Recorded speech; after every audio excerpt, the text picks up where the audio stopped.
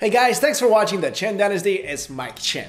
If you guys like the Chinese language or have been trying to learn it, you'll know that there are a lot of words that just don't translate. Of course, they still have a literal translation, but that's just not the same. So here are some really cool Chinese words and phrases that just don't translate. Number one, 热闹. 热闹 is a common Chinese term that many Chinese people use to describe a situation that everyone wants to be in. In English, it roughly translates to lively or bustling with noise and excitement.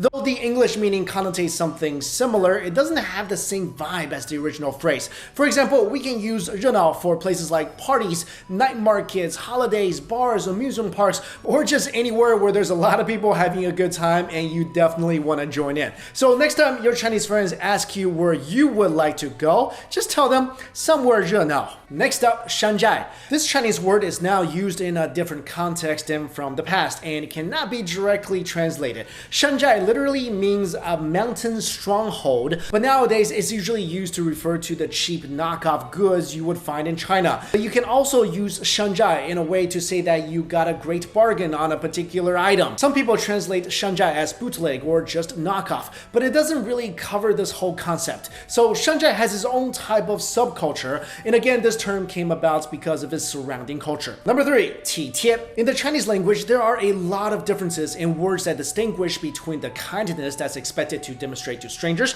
and the consideration shown to your loved ones. 体贴 is literally translated as to stick together as a unit, but really the word denotes the respect and mutual attending to individuals' needs that allow families to thrive and fully function. Next up, 上火.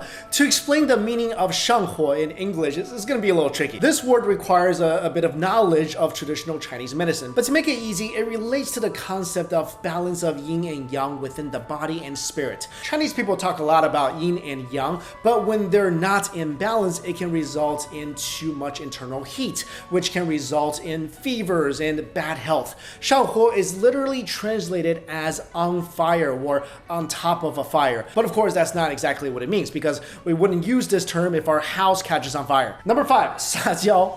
English would translate 撒娇 as to throw a tantrum or to act like a spoiled child. These descriptions don't really unveil what 撒娇 really means. 撒娇 is not only a term used to describe a child's behavior, but actually it is mostly used to describe when a woman pouts or whines to their significant other until her demands are met. Maybe in Western society, this still really isn't understandable because this behavior may be seen as unbearable to some, and the situation probably won't go in the woman's favor by pulling this tantrum. But in China, it's all reversed because of gender roles. Some women who don't 撒娇 may be regarded as not being feminine enough, as their significant other actually wants them to do this once in a while so that they can have their chance to display their masculinity. This word is hard to define, but it's really not hard to spot. So if you ever see a grown woman in China pouting and stomping her feet, yeah, she's 撒娇ing. Number six, 吃苦. If you translate 吃苦 directly into English, then it would mean to eat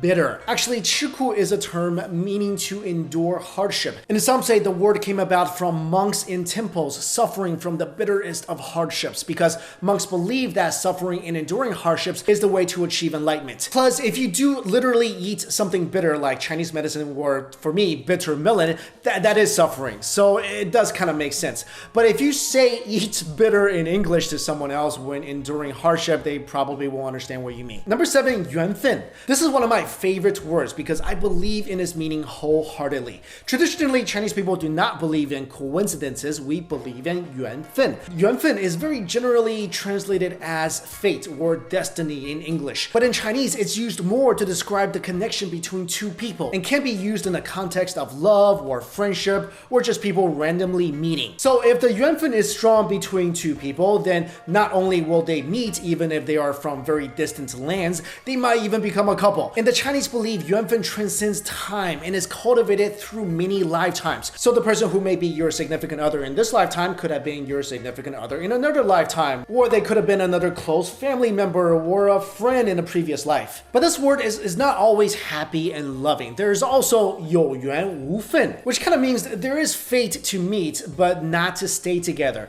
This phrase is often associated with tragic tales like the Butterfly Lovers or Romeo and Juliet. So if you are in a relationship, and especially if you met that person under what looks like very coincidental circumstances, then that means the yuan between you guys is very strong. Next up, feng shui. This word literally means wind, water. But of course, those who are familiar with this practice know it's so much more than that. Feng shui is a Taoist-related philosophical system of harmonizing everyone with the surrounding environment. A system for arranging your surroundings in harmony and balance with the natural world around you. So in Chinese, we would often walk into maybe a house or a building or a general area and say, 这里风水好, or this place has really good feng shui, or 这里风水不好, this place has really bad feng shui, meaning, yeah, you probably shouldn't stay here. Number 9, 江湖. This is one of the coolest words if you watch Chinese martial arts dramas, but basically impossible to translate. It literally means rivers, lakes. But in Chinese, it means a world or society like a warrior's world where people live under strict codes and meet each other on the streets and battle it out over who has the better looking sword. There are clans and people get poisoned all the time and find secret martial arts manuscripts in hidden caves. Okay, yeah, that's the fantasy version. Nowadays, this word is also associated with organized crime in China. It describes the world they live in. And finally, 哎呀. Aya is one of the most generic expressions that Chinese people use. Aya can be used to express a shock or admiration, or it can even follow heated words in a conversation. If you've ever visited a Chinese family, you most likely will hear sentences like, Aya, you got an A- but not an A? Or, Aya, how come you got so fat? Basically, Aya has many uses and is commonly used when you're trying to bring an emotional effect or even relieve a situation. I guess you could say it can be replaced with oh my god, or oh crap, or oops, but just not the same thing. So there you go, guys. Those are some words I wish existed in English, but just really hard to translate. I know I didn't cover every single word, so in the comments below, let me know your favorite word that is untranslatable. Thank you all so much for watching this video. I'll see you later.